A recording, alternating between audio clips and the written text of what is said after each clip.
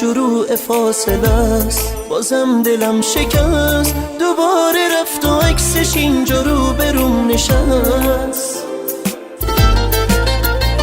به جز یه بغض بی صدا ازم چی باقیه؟ جدایی راحت آشنایی اتفاقیه. به جای هر دومون عذاب بکشم، خدا میخواسته اینجوری من عاشقت بشم.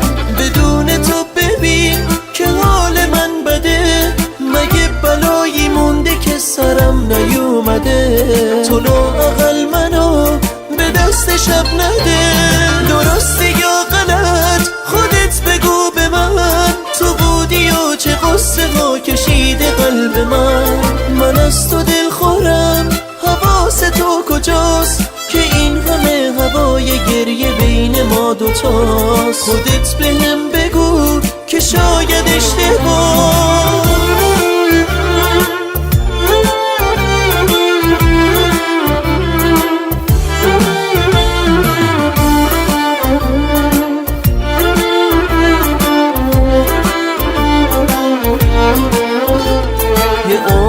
چشای من به در همیشه منتظر نشسته خیس و بی صدا.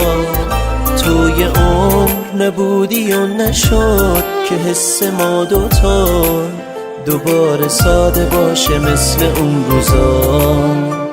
به جای هر دومون عذاب بکشم، خدا میخواسته اینجوری من عاشقت بشم. بدون تو ببین که حال من بده، مگه بلایی مونده که سرم نیومده؟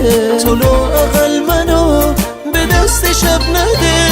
درسته یا غلط خودت بگو به من، تو بودی و چه قصه ها کشیده قلب من از تو دل خورم، حواس تو کجاست که این همه هوای گریه بین ما دوتاست؟ خودت بهم بگو که شاید اشتباه.